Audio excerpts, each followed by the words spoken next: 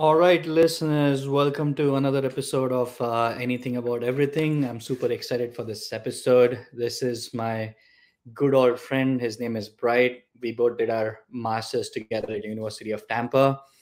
Right now, he has done his PhD in analytics, and I'm super excited for this episode because I haven't spoken to him in a while. We used to talk here and there, but not like long conversations. So I'm excited for this. Hey, Bright, what's up? Hey, Ragu, I'm doing well. What about you? Good, good. It was funny when you said that you couldn't recognize me with my long hair. Like I Mm-hmm. should, you invited me to your wedding, and I should have come like this to your Oh my wedding. God, I was like, okay, who is this person? Like, no, but you do look different. Like, yeah, you look much more mature now, much more manly. Much nicer. I think. Thanks. Yeah.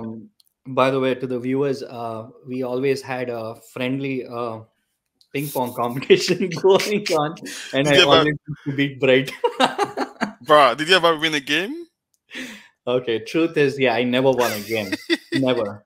I No, I think tried. I was getting better. I tried. Yeah. you were definitely better than George, though. Good old fun days working And for OGCES at University of Tampa, right? yeah, that was a very good fan office. I think Yeah, every time that's one of the good memories I have of Tampa. The yeah. the OGCS office, yeah. That was my first job in US. So I was like real time work. It was really fun. It was fun because of you and Maheen, in fact, right? Yeah, yeah. It's I mean, if you're not having fun, you're not living life. So you try to, bring wherever you go, you know. Yeah, true. Yeah. You always we used to have some deep conversation. You always struck to me as like very intellectual, very thoughtful. So that's why I wanted to have you as a guest on this podcast. Can you give me a little bit insights about like what was your PhD research in and what did you work on? Like what was your thesis paper on? The whole reason why I got into academia was to answer questions that people from my background, that doesn't get a chance to answer. And one of the questions is how can we enhance, fundraising, in our context. So one of the things I looked at was, you see how, the Western world colonizes, India, Africa. They tell us what to do. Mhm. They have this mentality that whatever they do is superior to, whatever we were doing before. And the whole idea is, this whole crowdfunding platforms like GoFundMe, Kickstarter, and whatnot that seeks to, mobilize, funding and all that. They came at a time where we Africans and, Asians and, these you know colonized societies, we have our own ways of doing things, which includes, fundraising, raising money. Um, and now they bring in these platforms, and it's sort of like indirectly telling us, oh, this is how you need to raise money. This is how you need to raise funds. So I'm looking at, okay, when we, the indigenous societies, when we adopt these platforms, how does it shape our culture? You know, we are used to doing, fundraising in our own way. And now the Western world, brings in this technological, advancement, these, electronic platforms. And now everybody wants to migrate and stop doing things the old way. So how is that also affecting our culture, and how can we, navigate the tensions between, our old way of doing things and the new way of doing things in a way so as not to lose ourselves. Mhm. So that was one of the more qualitative work I did. For quantitative, one thing I looked at was, when you put a project on Kickstarter and you want to seek funding, you talk about the projects, use Mhm. certain words, and the backers also who are interested in the project also would comment on it. So I adopted an analytical score to see if the alignment between what the founders are saying and what the backers are saying has an influence on project success. My work looked at, funding in the West and funding in Africa, so sort of like to bring my background into, what I was doing. That's very interesting. So when you say like, did you concentrate only on African like countries when you did this, or did you go more Eastern, like towards like where I'm from, India, China? Yeah. It was mostly on Africa. Mhm. My original contest was in Kenya. So I Kenya. did I did interviews in Kenya because they have this fundraising culture called Harambe. And Hmm. they meet, and they raise money through, like they have like some form of party, like, Mhm. gathering, and they raise money the old-fashioned way, and um, that Harambe system is very different from the online platforms of raising money. So I was trying to see what are the tensions, and how can we navigate using Harambe and GoFundMe in a way to avoid those tensions, because at the end of the day, people who don't have access to technology would use the old way. So if you tell everybody to use um, Go. GoFundMe or whatever it is, you are in a way sidelining the people who don't have access to technology. You're in a way, you are telling people that, hey, whatever you're doing, it's not good. We need to move to what the white man is telling us to do, which is these Mhm. new platforms. So how can we basically integrate technology into our culture in a respectful way, so as not to erode our own cultural values? So that was the goal, like that I was looking at. But the implications goes beyond just Kenya or Africa. More so, like in every culture, like India, I'm sure there is a you guys have your own Yeah. fundraising culture, way of doing something. So whatever the implications are, it's about, okay, making sure that the Indian culture, it's not lost, as globalization, continues. Other than that, we all become Western, and we all be doing things, in a Western way, and we lose ourselves in that process. Yeah, it's interesting. In just a fun fact, it's not true, but I just think it is. In India, like our fundraising is go ask your far relative.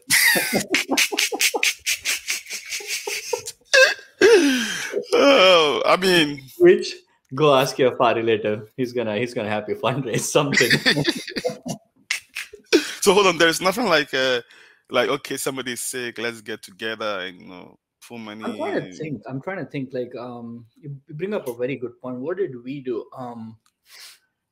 To be honest, nothing. I'm trying to think my dad grew up in a small village, like Yeah, literally had like 10 homes, and like it was just a stretch of like 3 miles or 4 miles, the whole villages, and next village is like probably like 30 miles away. So I'm trying to think like how did they raise fund. I think it, everybody knew everybody, so it was like more of like there was one person who's well known in the community. um, they lean towards him, and if he goes and vouches for this person, I think that's how they raise. I might not be correct, but that's what I think when I think about it. yeah. I mean, it goes beyond, and one of the points I raised in my dissertation is, the whole idea of fundraising goes beyond money. Like in my culture, sometimes somebody might not have money, but if you are contributing to build a house or Mm-hmm. contribute to build a school, he will say, okay, maybe I would, I have a skill set, I would help build the school. I will Right. provide, maybe I have land, or maybe I have, Right. building materials, so it gives the opportunity for people to contribute non-financially, compared to these platforms where everything is about money. So Yeah.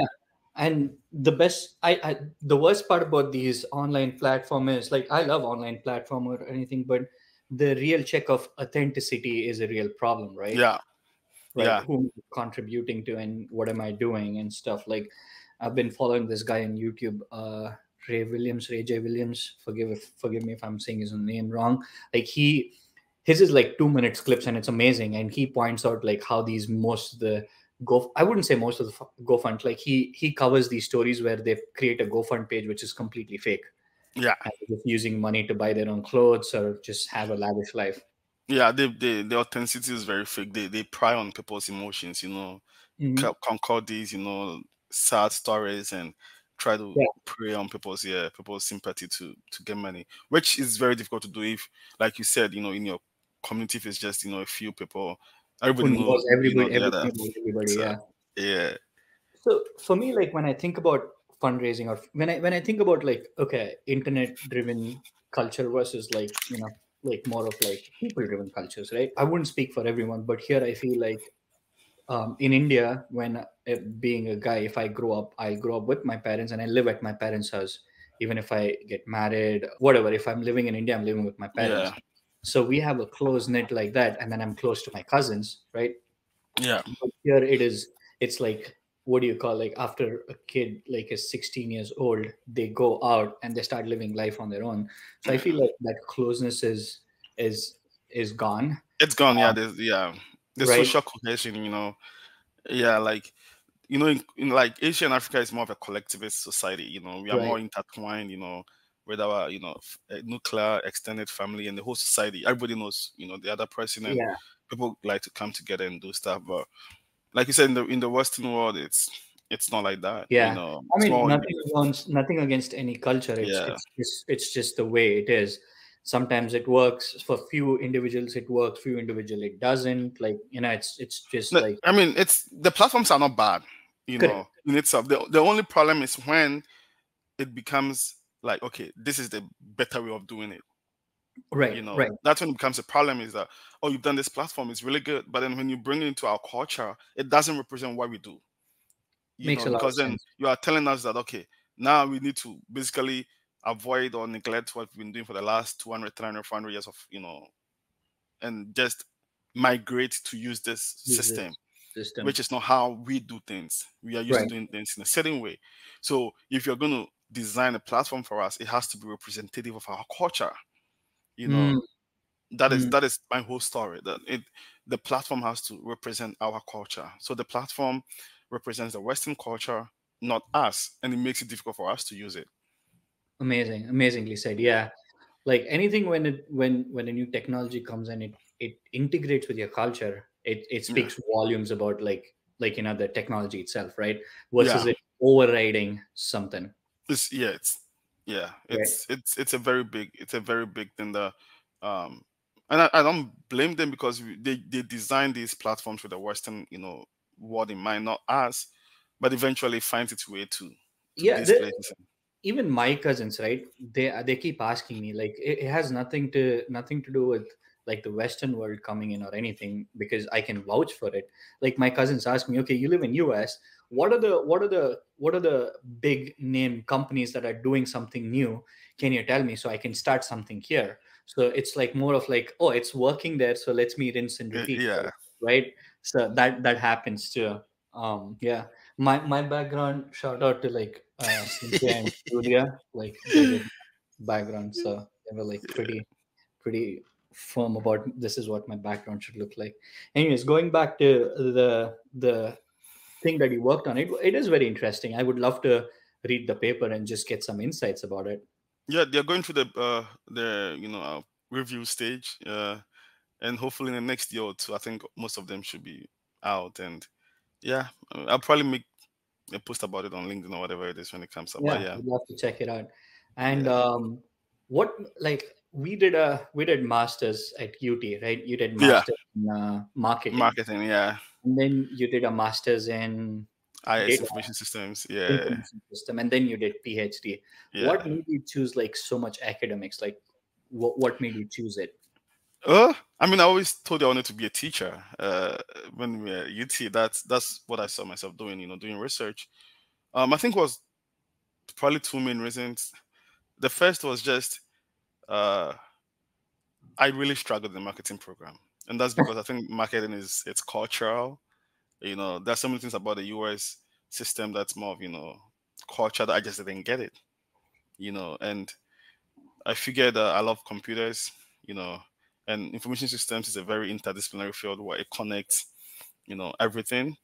So it was much more, I'll do something that has, a quantitative and a behavioral component together that's more of universal. So that's one of the reasons why I switched. And also, I mean, we're in an information world now. Everything's about data. Oh, And, absolutely. AI, is trained on data sets. So it just made sense for me to want to be a part of such, an evolving field that is kind of like, making waves now in this current, generation. So that was the reason why I switched to do information systems, with analytics focus. Yeah. Nice, nice. So talking about AI, AI has been the buzzword, and AI is something that I really love reading about.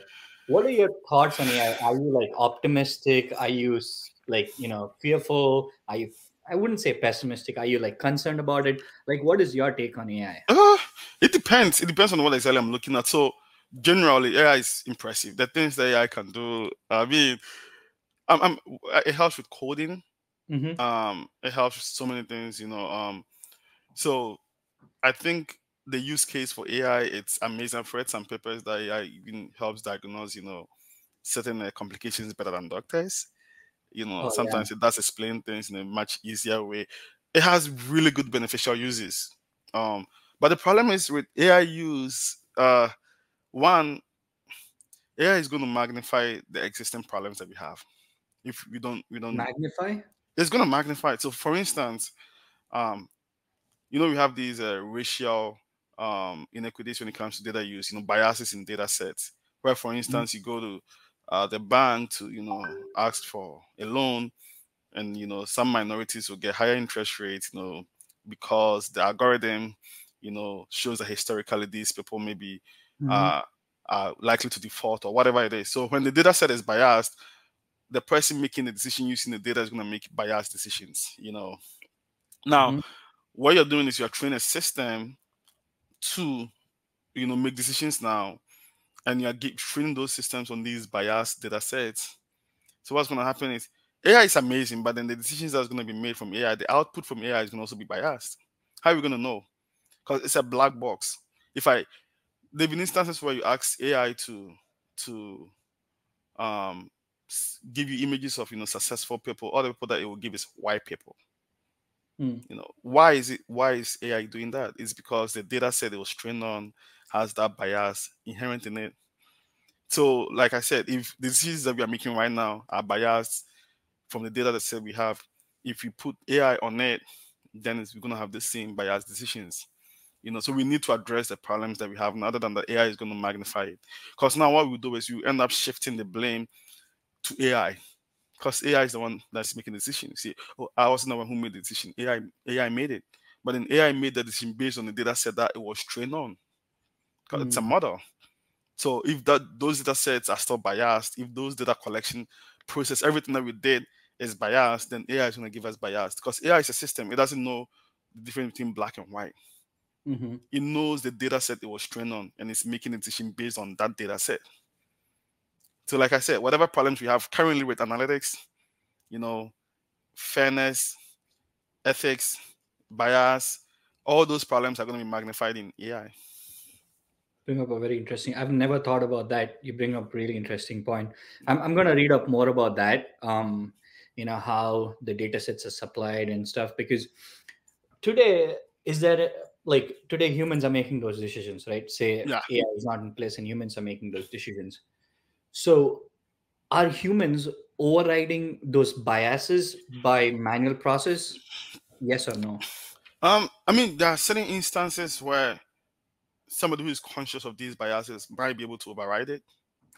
There've been a lot of cases. I think a couple of minorities have sued certain banks, and they've alluded to the fact that you know based on the algorithms, certain minorities have been charged extra interest rates, or they have been denied loans because of the data sets that they were using, and their excuse has been that it is not the fault of the loan officer. It's just they just input your information, and based on the information, the algorithm make a decision, you know, and they don't have the power to override it, because they have to Mm. go with what the algorithm says. So it depends on the power dynamics between the person making the decision. Do they have the power to override whatever the algorithm is telling them or not?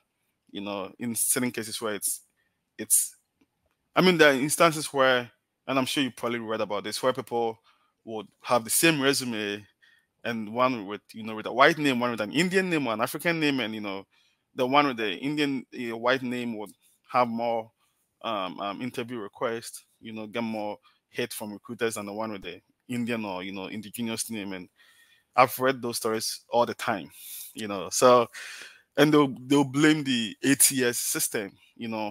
But the question is, who programmed the ATS system? What data set, is the ATS system using to make those decisions? And are the recruiters smart enough to go in there to decide that, okay, this is wrong, I'm supposed to get. So it's a very gray area, and it's one that is very important that we start talking about. Interesting. Elon Musk always, mentions the dark side. I wouldn't say dark side. He always says, like, there has to be like some overlooking body that really checks what's going on. This right now we don't have it. Like any company can come out and code it and just put it out in the public, like saying this is an AI tech. Yeah. Anybody can use it. So there's no governing body for it. And I've always seen it within eyeballs, like saying, okay, if it reaches the wrong hands, they can use it in a wrong way and stuff, but never thought the underlying factor that if the data set itself is biased and it's getting trained on a biased data, Yeah. that also, I mean, it might come out of like my sense of not being well informed about the data set biases with AI. But AIs are supposed to be always learning, and when it gets feedback, would it ever be corrected? Or not, it's just like it becomes the gap becomes so wide that it's difficult for itself to correct back. I think it's correctable. Mm-hmm. It depends on how much power you have, Mm. in that process. For instance, ChatGPT has this new GPT builders, Yeah, and you can give it your own data set, and then correct. train it on that data set, and then ask questions off on Ask that. questions in the data In that set. instance, yeah, if you are building your own GPT, then you can correct that. You can have your own data set, and but if it's like the whole system like ChatGPT, a common person like me and you would have no say, Right, in absolutely. and it's really interesting that I know when ChatGPT first came out, they will ask it to roast Hillary Clinton, and it will say that, oh, I'm not allowed to do that, Oh, and then they'll ask it to roast Donald Trump, and it will do it. Yeah, there were those minor, and the people talked about it, and they seem to have fixed it, but occasionally mm, there are those little issues here and there that you can see that the people who made the system, I don't think it's intentional. I think it's unintentional, you mm, know, to project their biases yeah, onto these systems. It's just sort of how Facebook moderation works, where the right wing always complains that um, you know, whatever you say, and if it goes against the leftist agenda, you get banned or whatever it is, to the yeah, extent that they have to set up their own platform. And it's right. the same, like I said, it's the same problems. AI is going to magnify these problems. And the thing is, like, how would you control an AI when it grows so big, right? Yeah. and Yeah. and and we are at the beginning of this evolution, and we I think OpenAI has done a good job um in addressing some of these things. We have to continuously be aware, Mm-hmm. you know because these days people just input whatever questions they have, and whatever solution ChatGPT or whatever AI system gives them, they think that's a universal truth. Mm. But it's not. It's just like going on Google and searching Searching. for. It's not. It's just an it's opinion. it's just an opinion. Yeah, it's just telling you. It's just reaching deep into its archives and telling you what it has been told, or what it has been fed with. Mm. So that's why sometimes you ask that information, tell you its knowledge was cut off at a certain point. So it's not, AI is not producing new knowledge. Mm. It's regurgitating what has been provided with in a much more intelligent way. So whatever it has been given, if it's biased, whatever it will tell you will be biased. It's up Gotcha. to you, the user, to be aware of And that. how do you use it? Yeah. Yeah. So what is your thoughts on like the other side of the argument? I'm not the other side, the other vertical of argument where they say like AI is gonna create a lot of unemployment. It's gonna snatch a lot of jobs. What is your take on that? I mean, like every invention, every innovation, we need to restructure. I think certain jobs are gonna get easier. I think certain jobs are gonna have to go, and I think certain jobs are gonna be created. Yeah. So, um, did secretaries lose their job with the invention of the computer? No. No.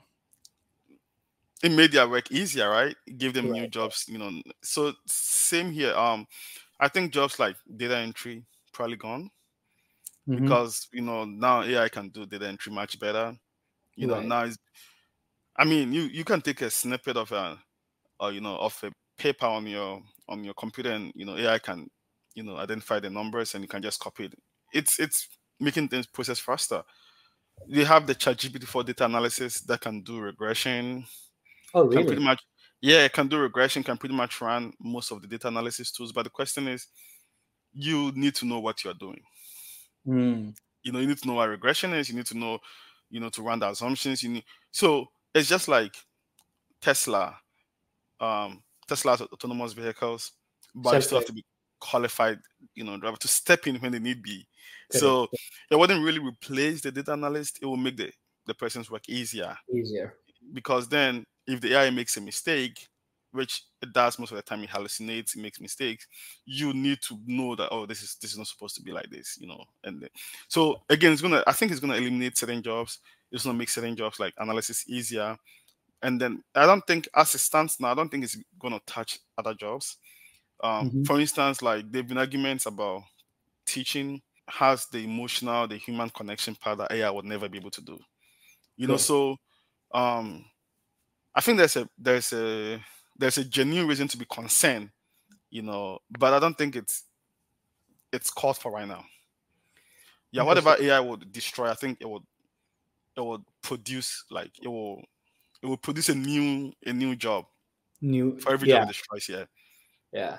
I see it the same way too. Like I feel like every invention, like when printing press was invented, yeah, they felt everything is gonna go haywire, but there yeah. was new jobs that was created. So every invention, new era will have some new jobs It which has. nobody can fathom, to be honest, right? Yeah, Um, you bring up a very interesting point about AI in teaching, right? For me, this has been a long-standing question, and you are into teaching, and you're a professor right now. So when I think about teaching, this has not much to do with AI. This has much to do with like blockchain technology and what's happening with cryptos and everything. So when I was digging more into crypto and I was learning more about crypto, like Bitcoin, Ethereum, what is it, and trying to understand what it was, for me, a new thought process started. I'm like, everything is going to be non-centralized. Like that's where we are heading towards, yeah, right? So one of them was education, where Stanford or Harvard, they put their, like, 101 courses, or like, CS50 courses out on yeah, YouTube for free, which used to be like thousands of dollars, where like, you have to give a entrance exam, or like, to be qualified to even sit in that table to hear such amazing professors talk. So, my question to you is, what is the future of universities and education? Like with this YouTube being such an open source, and they I don't know where I read this. This was a while ago that I read this, but I clearly remember it saying Harvard and Stanford are making more money on YouTube by putting these courses out versus like having someone come in class and take those classes. So, is our universities gonna go away and most of us gonna learn stuff online, or how? Like, what is your take on this? Like, I mean, since the invention of Google, there's always been information online. It's always been there. uh I huh, mean, AI now packages in a much simpler, easier way. These are MOOCs. You know, they make learning easier. They make it more affordable and accessible. I mean, not all of us can go to Harvard because it has this correct. constraints. But then we all can have access to these courses. So definitely, it's a good thing. The problem is, we tend to limit university education to just the degree, to just the learning instruction. It goes beyond that. um Sitting in a class with other colleagues, you learn the idea of listening to other ideas from other people, and being more interactive, and being more collegial, being more open to other ideas, tolerant of other people's ideas. And not just that, um networking, no matter what happens, you go to schools like Washington and Lee, Harvard. You meet people who you network with, which will never happen if you do an online program. Hmm. So that's so one, you make lifelong friends, like me and if you had both done an online program at University of Tampa, we wouldn't be Yeah, here talking. Yeah, we make we have lifelong memories. So there's those intrinsic part of college life, that it's not going to be reflected in these online AI MOOCs, system of education. And it goes back to what I was talking about regarding the fundraising thing, where you take a platform into the culture, it doesn't really reflect everything, even though it does fundraising very well. That closeness, cohesion you're talking about, it's not reflected. So similarly, there are so many things that I remember about University of Tampa with you that has nothing to do with the classroom. I don't think we ever took a class together, did we? No, no, we've never. Exactly. But then see how much influence you've had on my life, indirectly. And so because I've learned a lot from you also. It's so because we were in the same space, Mm-hmm. and the things that I learned from you had nothing to do with the grade that I got. you Yeah. know there are so many times I have really good conversations and interactions in the classroom with my students, and that's not going to be possible in an online setting.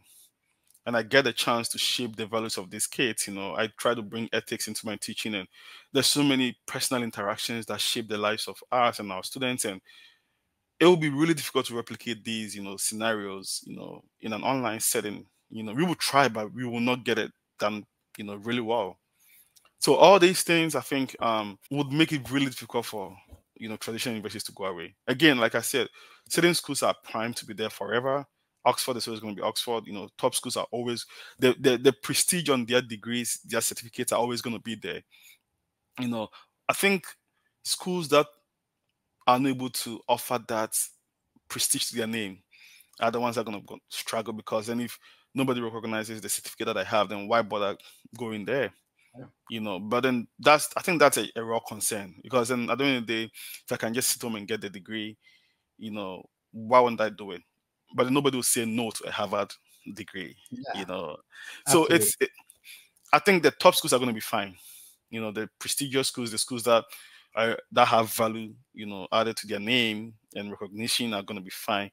I think the schools that are somewhat, in the lower end of the rankings, those subjective, bias rankings, those are the Mhm. ones that are going to struggle a little bit. But I think for people who really understand that, college education goes beyond just, what happens in the classroom, it's they would still understand the benefits of being on campus, and having those 4 years, transformational 4 years of your life. Yeah, I completely agree with you. For me, like those um, 2 years with you was amazing, and my undergrad in India was amazing. Like I would never substitute that for an online course. Like even today, like UT does online courses. You know that, right? Post Oh yeah, COVID, like yeah, yeah. a couple online courses for us, it was not possible. And I always tell my like I know few people who go to UT. I'm like, dude, if you get a chance, don't choose online. Like just go, and it's more fun. But they pick and choose online more. It's like, oh, so much easy. We have been through the boat and we know it's the best part of our life. So for me, when I think about it, like how would we get that to the next generation into their head that those will be the best days? Like will they really miss out on those things? Is it possible? Like those are the things. They would, if we move to online, they would. And it's certain they wouldn't even know what they are missing out on. You Right, know, right. like Yeah. our ping pong games. All those interactions and everything. It's just what makes college fun. Mhm. And so many of the skills I've learned, for my life, I didn't learn them in a classroom. I didn't learn them, in from professors. I learned them from my colleagues.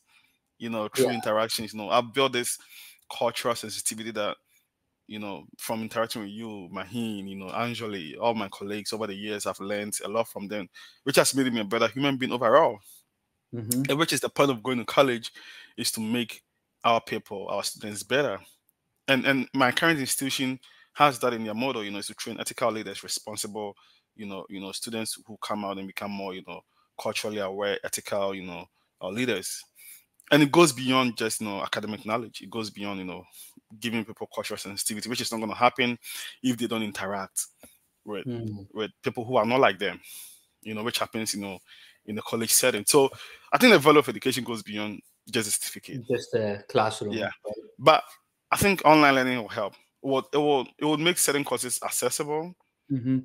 but I don't think it's going to replace uh, traditional learning. I Yeah. doubt. Yeah.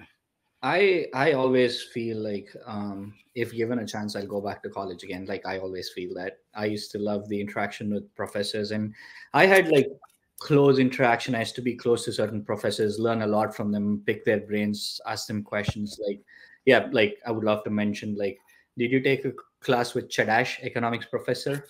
No, I You tested out heard of of him, right? economics. Yeah, I yeah. tested out of economics. Yeah. He's amazing. He was amazing. He's still amazing. Then Andrew Gold. Like I've learned a lot from them. Did you take a class with Genzali? Yes. Yeah, Yeah. He's one of a kind. he's He's one of a one kind. of a kind. Yeah, I feel like, excuse my language, you need balls of steel to attend his you need. class Yep, because he makes yep. you feel those. But then he The makes you think. He challenges. I think Yes. for me, with all the statistics class I've taken and everything, he was the most challenging professor I took, and it's his. I would take his class every day because it's just so he pushes you to the edge, Yeah. and it really makes you know what you are worth, as Yeah. a Yeah. person. Like how far can you go? Most people Yeah. don't like And that. it's interesting that all of exams are take home. Like you can refer whatever you want. That's the real challenge, right? You're in the real world, but solve my questions, dude. Let's see if you can solve my questions. Yeah, I'm trying to implement a similar concept here, like in my current institution, where I give it to them, take home, can use Nice. whatever you want, and Uh-huh. I took those concepts from Genzali, just try to Nice. get them to engage their critical thinking skills and you know with whatever resources they want to use. But Nice. yeah, it happens. Yeah. It's just fun days, right? Yeah, Um what got you from um you grew up in Ghana, right? yeah. And what got you from Ghana to US? This is an interesting question. I think it's two ways. I think it's there's a push factor and there's a pull factor. Mhm. So when I say push factor, it's just the economic conditions in Ghana. It's not good. As a college graduate, you just don't have a lot of opportunities. So those factors kind of get you thinking. Where can I go? In search of greener pastures. Where can I go where I'll get opportunity to evolve into the person that I want to be. In my case, I want to be a teacher. I've always wanted to be a teacher. Where would I go where I can achieve those dreams? Seeing that my country will not be able to offer me those opportunities. So that is a push factor. The pull factor is, I mean, the United States is a very ideal destination for people like us. I think it has its problems, but it has opportunities also for everybody. I mean, look at me. Um, I mean, look at you also. I remember back in University of Tampa, we had our challenges, but I Oh yeah. think we are way past them now.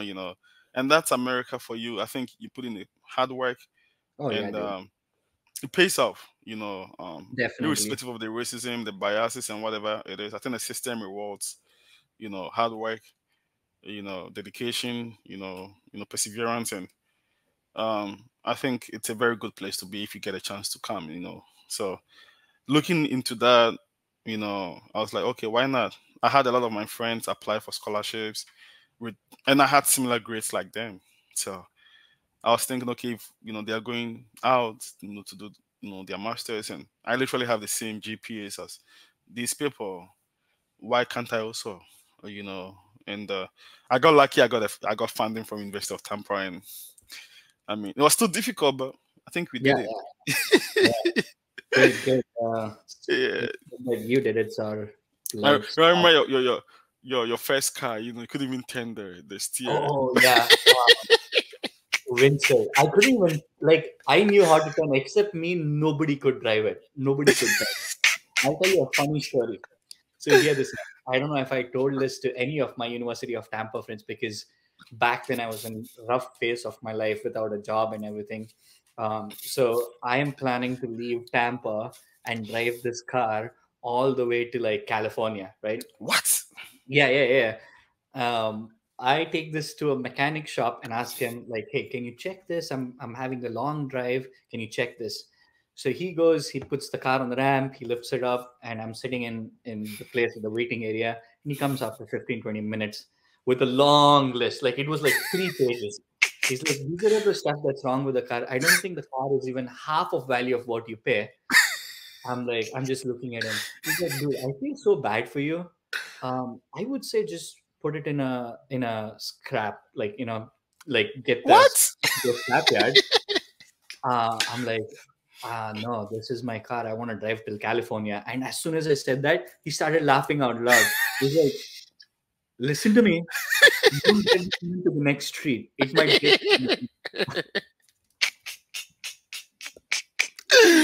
Oh my god. What's the word for it? You had a Risk very tolerance. high, yeah, on that car, yeah. Yeah, I did. Guess what? And I didn't drive to California, but I took the car all the way from Tampa to Boston and back to What? Tampa. Yep, after he said that. I'm not even kidding. I can't believe I did that. What? That's the 1998 Ford Winster that had 150K miles on it. I did it. So sometimes yeah, it's just like the risk What? tolerance, the That's blind insane, faith. Ragu. Yeah, I did it. I didn't tell this to anyone like back then because like they would be like, "Don't do this, don't do this." Like if the Yeah. mechanic has told this, don't do. What if you break down in middle of nowhere and everything like that? I was like, I'm just gonna do it. I'm not gonna listen to anyone. I wouldn't do it again. Like now thinking about it, I'm like, how That's a stupid was huge I risk to that do you it? took, but I'm Yeah, glad you it paid off. I survived it, right? Yeah. Because I've done that Uh trip with Evans where we drove from Miami to Albany and then back. huh. Then even Oh with wow, that, I think he has a 2016 Nissan Altima. Nissan. Uh We huh. barely made it out. Like we came Damn. back with a lot of engine problems and whatnot. Yeah. Yeah, So I can only imagine you using that car. I did. I used that car until like almost 2 years later, where I got my first job at K Force.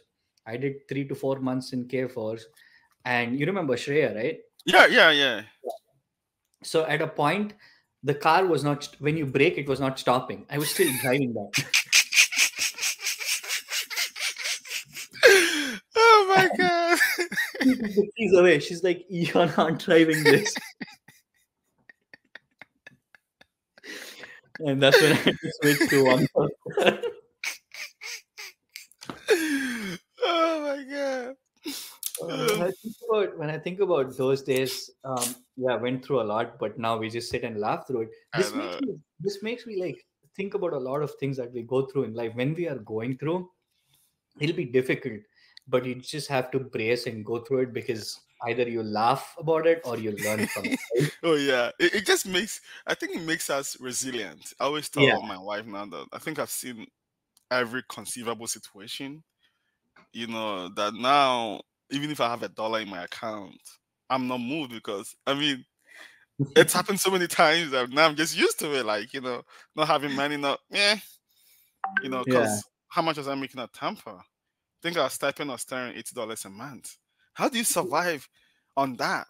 yeah. We You used know, to do what minimum wage, $8, yeah, you know. $8 an hour. Yeah, I mean, you were a student assistant for GAs. We were paid the stipend because our teaching was paid, so we barely made correct, nothing. correct, It was correct. during the summers that you make. Then during the summer we were making $12, and you get money to save and and kind of Yeah, like use it. But it's just it's I think it's made me value everything now.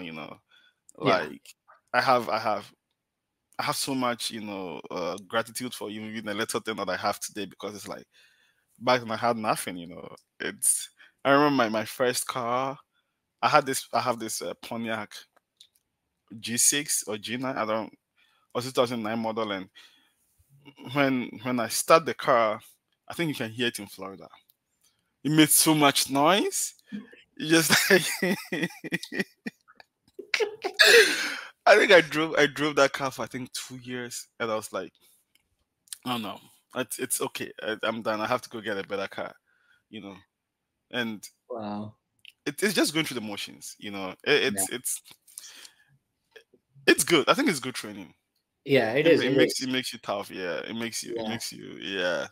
When I think about it now, like I mean, it's fun and stuff, but I also feel guilty and embarrassed about not being socially cognizant, like driving a car that doesn't have a brake. Imagine I bump into someone, stuff like it's not fun because now when imagine you and I are driving and someone next to me tells that to me, I'm like, yo, I'm driving a car that doesn't have a brake. Like it's like what?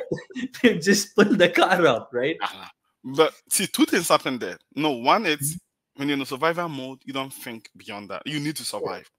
You have Correct. to go to Walmart, go get food. The last you're thinking about is your break. You have to go get food, and you don't have money for Uber. You have to drive. Mm-hmm. The second thing is, now that you've been in that situation, Rago, it will make you more, compassionate. If somebody happens to drive into you and it's in that situation, you cannot relate to it because you've Yeah. literally been in their shoes. Yeah.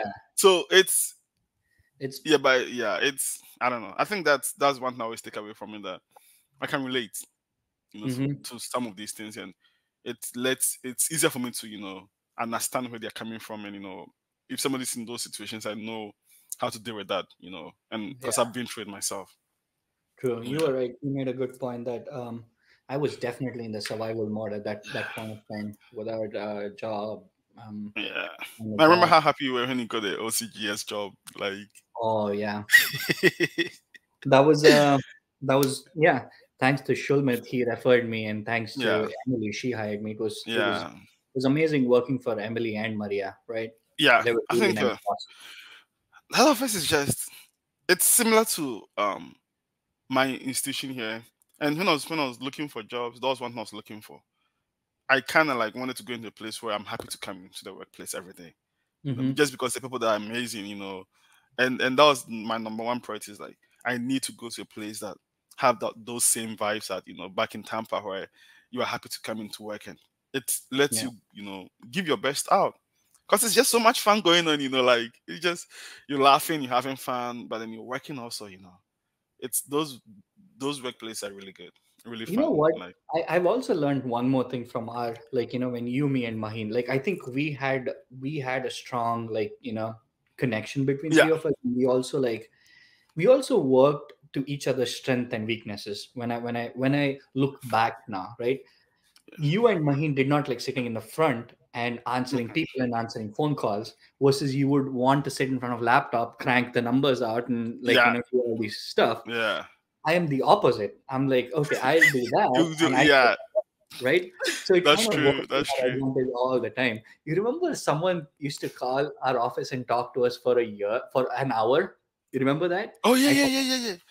he literally, like, I was working for University of Tampa, and he literally called me and told me, like, why am I even studying at University of Tampa? He was convincing me not to go there.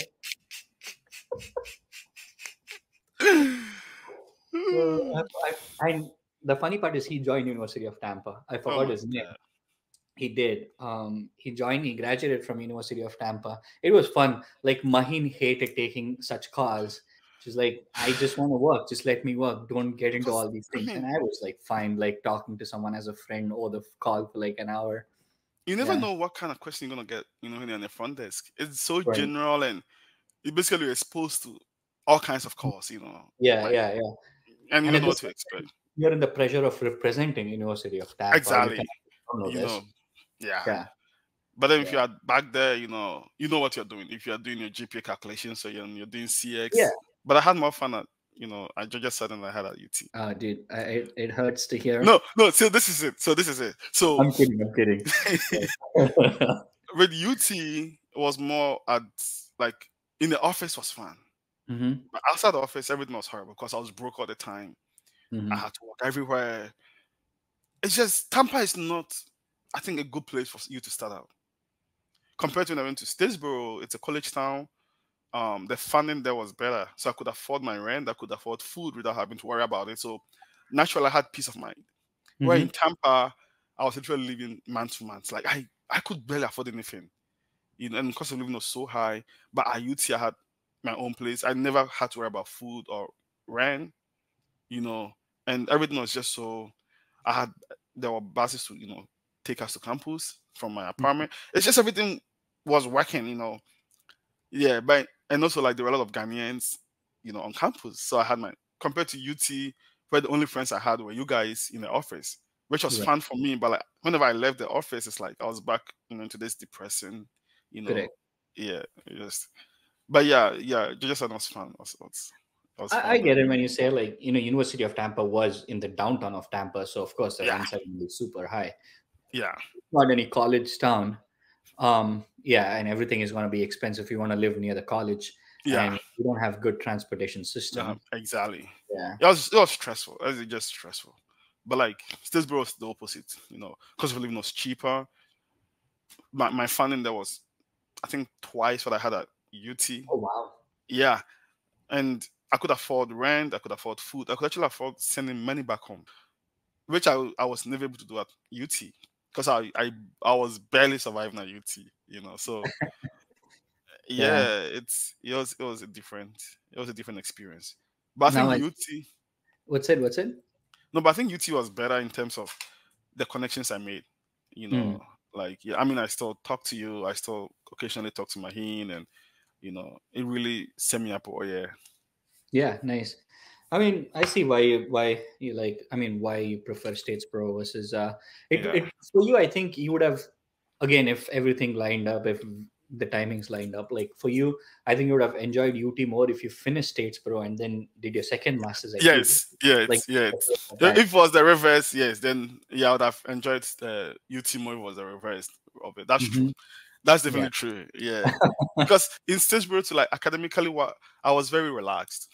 Hmm. There was no pressure. I mean, I had seen it all out, Hmm. so I knew what I wanted to do. The IS program was much more of my area, so I enjoyed doing it compared to marketing. That was like, because marketing was not really my first choice. Hmm. The options at UT was very limited at that time. You could either Oh, do finance, accounting, or marketing. marketing. Literally, that was it. So if you didn't want to do accounting or finance, the only managerial program you could do was marketing, which was like okay, So, but but yeah, UT has grown now. Like they have a lot of STEM programs. They have like data yeah. analytics, and it's. I mean, I'm amped up about it that they have so many courses. Back then, there was like literally like 10 master courses. That's it Yeah, yeah. when Now we they were. have I think that the population is around 11,000. Yeah. So Wow. it's really growing. Yeah, It's it's good. it's a It's good for the future students who wants to yeah, pursue their yeah. masters at UT. How does your work week look like now that you're a professor? Like, I'm always like intrigued to know more about like how professors do they do the same thing? Is it boring? Like, how does it look like? One of my friends told me, "Bro, you have the most easiest job. You just teach 3 hours a weekend." And then I was like, "Au contraire, Yeah. mon frère. Mm-mm, mm-mm." So so my current institution it's a liberal arts school, which means our emphasis on quality teaching, which Hmm. means I have to spend more time making sure that my quality is top notch. Like my teaching is, at the top notch level. So outside of my class hours, so I teach mostly you teach either twice a week or 3 times a week for every class that you teach. So if you're teaching 2 classes, that means you might have maybe 4, 5, or 6 contact hours every Hmm. week. So like for me, I teach on Mondays, Wednesdays, and Thursdays, like 2 hours each. So those Hmm. are the times that I'm in the classroom With the students. with the students. Those Hmm. so 2 hours on Monday, 2 hours on Wednesday, 2 hours on Friday. Okay. Now, because I'm teaching the class for the first time, I'm teaching data analytics, fundamentals of data analytics, more like statistics. I have to spend like on Sunday, I can spend up to 7, 8 hours preparing the material that I'm going to teach on Monday because I need to make sure that it's kind of like grounded in a way it's easier for the students to understand it because this is an introduction class. So I Mm. have to really break it down. And I'm teaching this over Python. So I have to make sure that the statistics part it's as easy as possible. And then the Python part is all very easy. Mm. And then I have to think of okay, what illustrations I'm going to use, what data sets, what questions am I going to use to, you know, go through these concepts because you can't just teach them the concepts. So I have to practice these problems also, these data sets, run them, make sure everything is working, and then find a way to blend everything together so that it moves from one step to the other. So I teach the concept, then there's a data set, then there's a question, and then we practice and then we move on. So all that can take you easily like 6, 7 hours. On Sunday, yeah. And then on Monday, you wake up, you have to prepare like an hour or two to go through everything to make sure all the typos, everything works before you go to class for those Mm. 2 hours. And then after class, there's class hours, office hours, where students come in, talk to you, they have any problem, any concerns, you know, you talk to them. And so that's just the teaching part of it. And then you have a service. So you're supposed to serve the department, the college, so you do things like you review journal papers. If you're working on a committee, like I'm working on a committee right now, So Mm. if there's a committee meeting, you have to attend. If your department is hiring, you have to go for the job talk. You have to, if they bring candidates to campus, you have to volunteer to meet the candidates, maybe take the candidate for breakfast, for lunch, for dinner. The dean could ask you to help out with a project, so that's for service. So you need to do basically serving committees or whatever you're asked to do, you do it. And also, then there's a research part. So whatever time is left, you use to do your research. When you say research, is it more of like the paper that you're publishing, or is it more about research, like what do you have to do in the class? How do you craft your, like, Um, it's both actually. Um, you could do research into what you are trying to publish, and then also sometimes I have to read more because in analytics things are always changing. always So you're changing? trying to find out, okay, what my school is a top school, so we're always trying to make sure that our students here are getting the best education that they paid money for. So I'm Mm. always trying to look at what top schools are doing, what is changing, is there a new case study coming up? Is there something interesting I could add to whatever I'm going to teach? So going above and beyond, trying to make sure that your curriculum, your instruction material, it's indicative of whatever is going on right now. Do you get to like pick your, like, curriculum? Like when I say, do you get to pick your curriculum? Like, can you make up chapters, like anything and everything about what you want, or is there an outline that they give and you have to stick to that? How does that It, work? it depends. It depends on if you're teaching an elective, mostly that you proposed, you get to decide what makes up that elective. Mm-hmm. I mean, it goes through a review process. Remember, you have to justify, why you are doing what you're doing, but Mm. nobody really tells you like A, B, C, D. You just have to put whatever you think will benefit the students and the goal that you have for that class. I didn't know so much goes into teaching. Like you said, everybody tells, oh, it's just like 3 3, so you're literally working only for 6 hours. It Yeah, reminds me of a story where I read. Robin Sharma mentions this, like in one of his interviews or book. So there's a lady who's in the market, and next to him is Picasso, the painter yeah, Picasso, right? She'll be all stoked. She'll be like, "Oh my God, Picasso, it's you! Like, I have a painting from you. Like, I always wanted to see you. Like, get an autograph from you. Now that I have you," she takes out a paper. "Can you do like a sketch of me, how I look? This will be the best thing ever that'll happen to me, right?"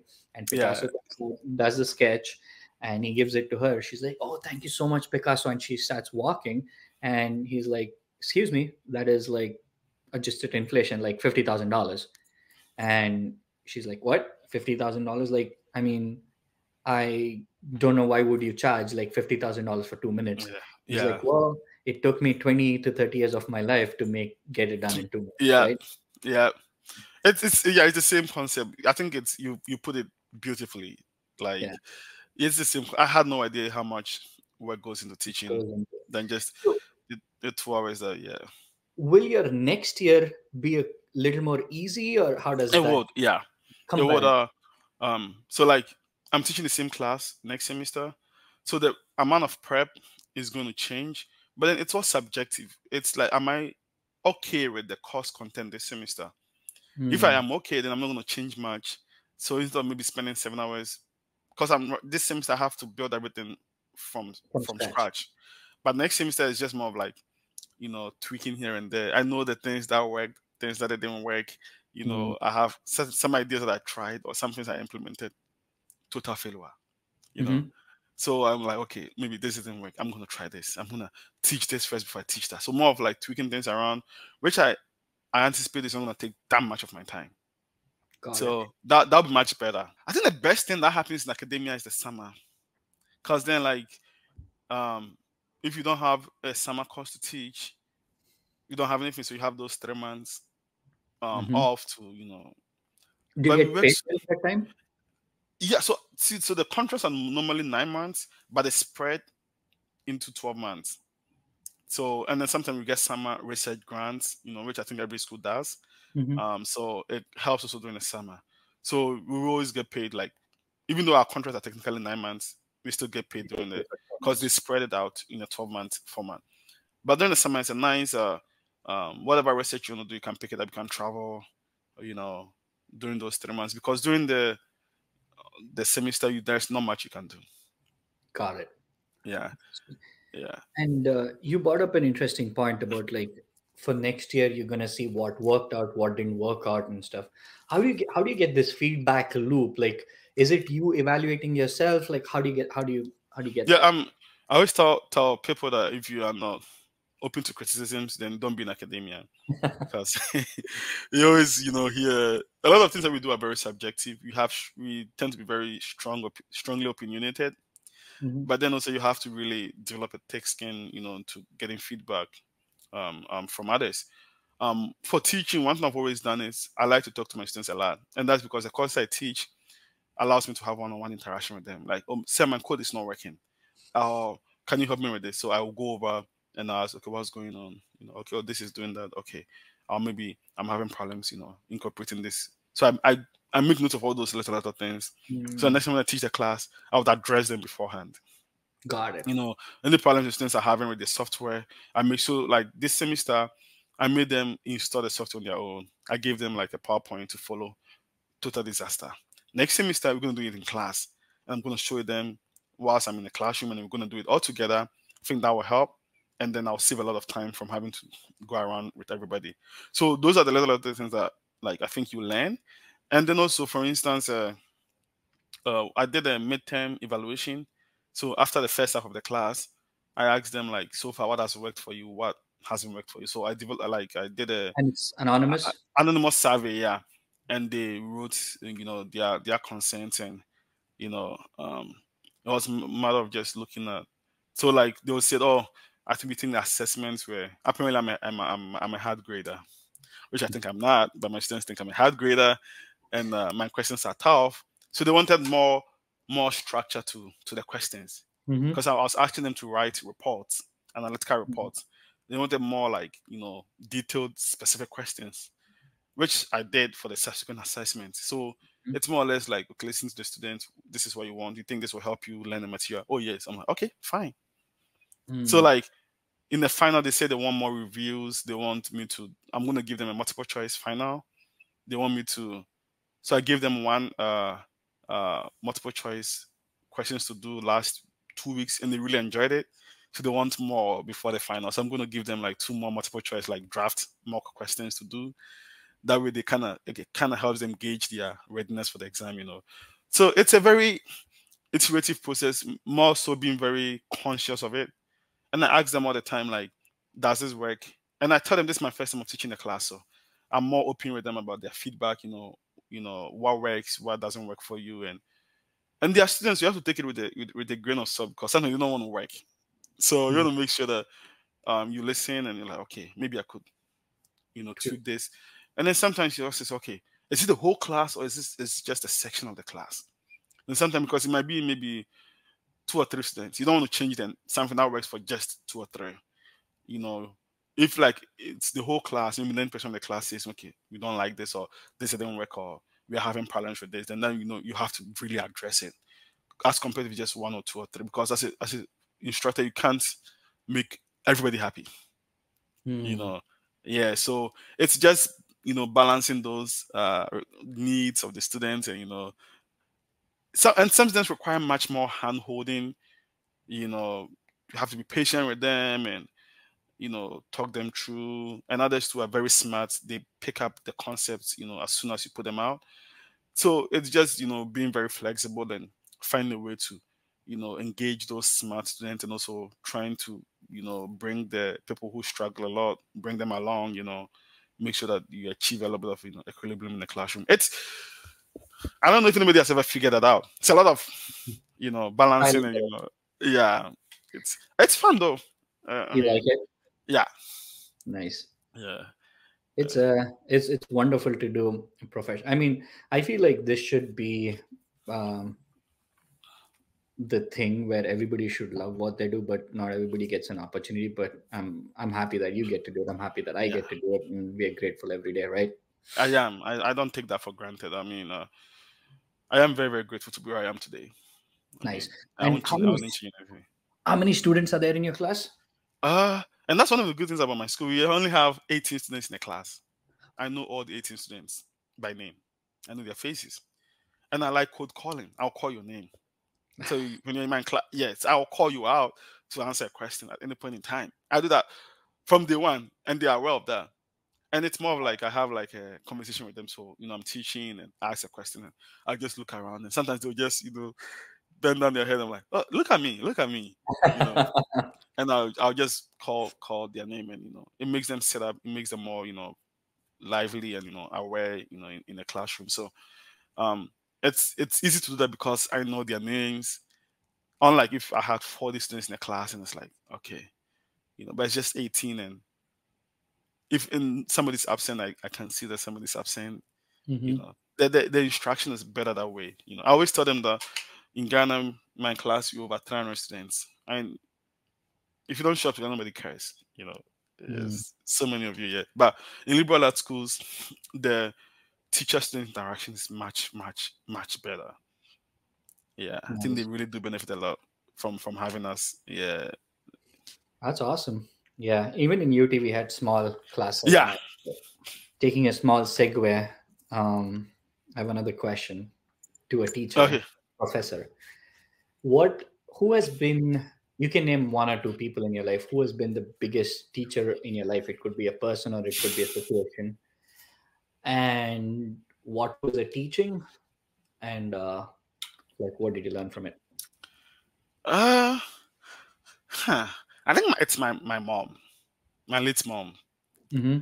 Yeah. She always said that everything happened for a reason, and never should I try to interrupt the process. And Wow. it's always been the best advice. Yeah, that sometimes the best things that comes to you in life are not wrapped in gold. Basically, not all that glitters is gold. Uh, there are so many times that things have happened that I thought they were the worst thing that could happen, that I wanted Mm-hmm. to change it, but then she told me, no, don't go through it. Whatever, there's a reason why you are getting this opportunity, and there's a reason why this is happening now. So Hmm. whatever happens to you, you make the best out of it. And I think that approach has really helped my life, especially with things that I felt like, okay, this could be a mistake, or why is this thing happening? This is the worst. All those things always turn out to be the best things in my life. Wow. Yeah, Amazing. yeah. Amazing. So these days, mostly I don't like choosing. I just want things to happen naturally because I feel I'm always afraid that I might make the wrong choice if I'm to pick, because I'll maybe what I'm looking for is not what I actually need. But then things that happen naturally to me, whether good or bad, in that instance, I might think this is bad, but as time goes on, like, oh, actually, this was a good thing to happen to me because of A, B, C, D. So I think Nice. that it's really been a good uh, advice on my life, just as I go through life. Yeah. Is there any other life advice that you would want to share? Uh I think, and this is even from my interaction with you. I think it's just never judge people too quickly. Uh, I think the best friendships form between like unlikely posts attract. True. You know, some of the best people I've met in the US, in my life are people who either look nothing like me or behave nothing like I do Yeah. or have different opinions. You know, like yourself. You know, I mean, looking back at all the influences you've had on my life. Driving me to school. Putting me on your family plan. Dude, I mean, and it goes both the way. I've learned a lot from you. Like, you know, we always shared different views. Like, we always used to have this healthy, I wouldn't say yeah, argument, but healthy discussions about yeah, how we see things differently. I remember having like an hour talks in the office. yeah, Don't get us wrong, we still used to work, by the way. But still we used to talk a lot. And I yeah, have learned a lot from you in that. That's where like my first thought process of like, okay, if I see something in a particular way and another person is seeing something completely different, it is not that they're wrong, it's just that they're looking at it with a different perspective, right? yeah, yeah, Mm. yeah, That is one thing that I learned from you. I mean, I learned a lot. Now when I think back, there's one more thing was like, how, like, this is an amazing thing that I learned from you. You celebrate everyone's success like it's yours. I don't know if you know this about yourself. yeah. Like, I've It's always seen this about you. When I first came to you and I told you that, hey, like, I'm liking this girl, we've started dating, we're getting into relationship. You just jumped and you ran, laughed. I'm like, wow, that's amazing. And then Maheen told something, she got a job at an internship and he was so happy. I'm like, wow, this nothing can stop this guy from, being happy in his life. Like he celebrates everyone's good news like it's his own. I mean, why wouldn't you? If the people around you are succeeding, Yeah. it's just good. First of all, you don't want to be the only one succeeding. It Right. breeds envy and jealousy Mhm. among your Yeah. circle. And if everyone around your circle is succeeding, it means that you're keeping a good circle. Right. So either Absolutely. Yeah. either way, it's a win-win. Um, you have to be happy for others for you to be happy Yeah. too. It's just how life is. It's and you guys are amazing. I think good people deserve good things. So I'm always happy when good people get good things. It's just how my mom trained me to be. You know, Nice. yeah. Good upbringing. Like I also like happy with it, but like the way you celebrate is very infectious. Like it's like it makes you feel more happy though. Like Yeah, you're it's celebrating. exciting. I mean, you got a girlfriend, it's a new chapter in your life, it's a lot of, do you know how much courage you have to master to Yeah. ask another person now? And for Yeah. that person to look at you with all your flaws and all whatever, like basically critically assess you and say, oh, yes, I'll go out with you. It takes so much hard work for two people to agree to Two people to. embark on such an, yeah, it's a Mhm. cause for celebration. Like, Yeah, it's that's yeah, amazing. What yeah. is how's has marriage changed you? If so, how? Oh, a lot. Oh my god, a lot. Uh, Ragu, relationship is one thing, and then marriage is another level. Like, you have to step up, but it's a lot, but in a good way. mhm. You never say never. Never things that I never said that I never even thought of doing myself. Like, I do now, and it's just you. You just grow. I think you just grow up. I've been married for just what 3 or 4 months, and Uh-huh. yeah, the growth is just amazing. Yeah, Mhm. you learn a lot through the process. Having to put the other person's need ahead of yours. Yes. Irrespective of how you are feeling. Are you Mhm. tired? Are you angry? Are you stressed? You have commitment. You made a commitment. You have a responsibility which you Mhm. have to follow through.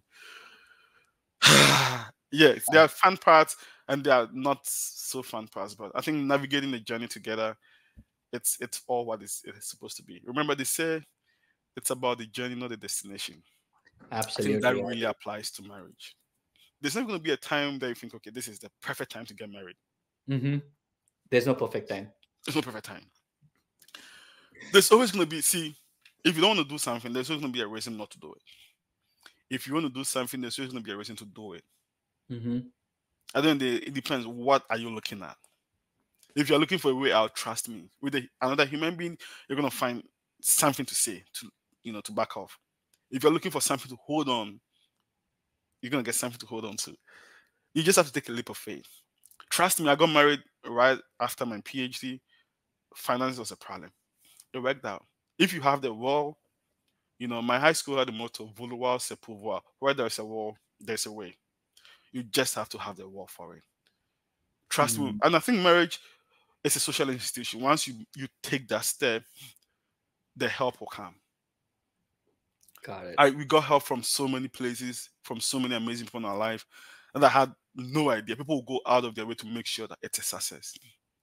Hmm. So have some money, though. Things are very expensive now. Have some money and do an event that you are proud of. I know you guys, Indians, have like, just like our Big. culture, have a very big, yeah, that's fine. Yeah. I think have a plan. Talk about it with your, spouse.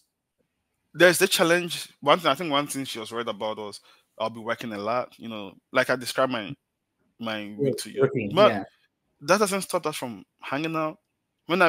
It's all about understanding. Whenever I get a chance, we went to see the football game a couple of months ago, like the NFL game.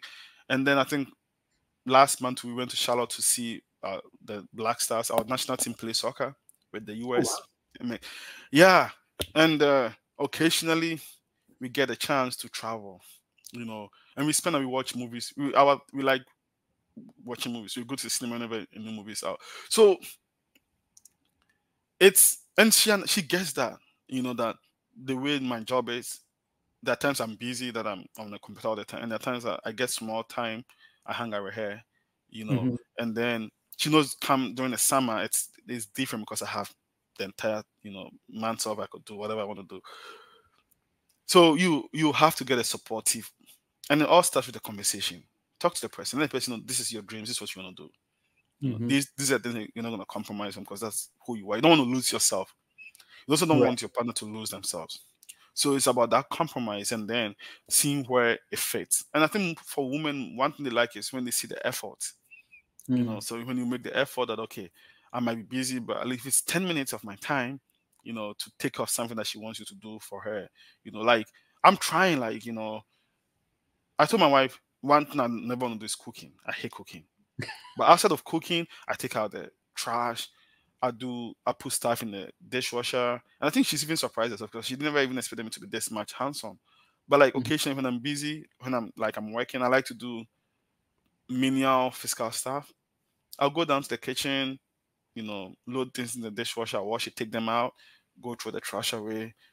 Do something just to take my mind off, And that's my also only two way of just helping around the house. Once you make the commitment to that person, you'll be fine.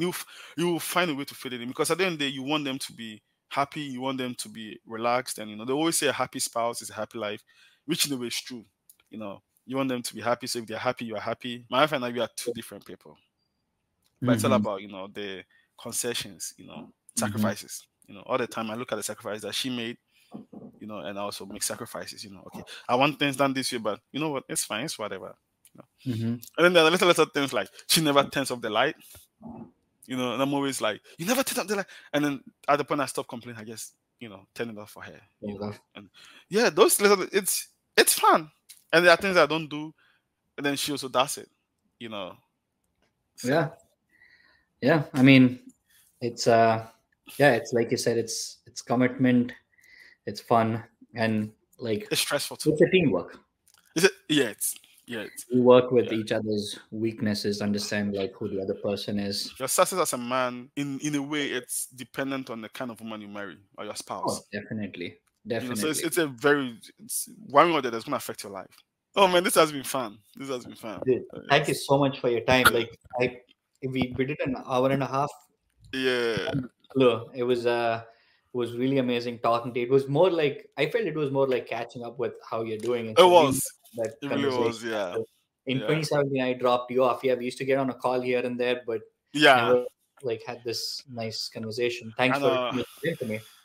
oh, thanks for thinking of me and inviting me. Also, I mean, it's been amazing. That's it for the viewers. Thanks so much, Bright. Thanks, viewers, who's if you're sticking around. Thanks for sticking around for so long. Hope you have learned a lot of things. I have definitely picked up a lot of things, especially about marriage and stuff. But even other things, I've really learned a lot from Bright. Bright, thanks you so much.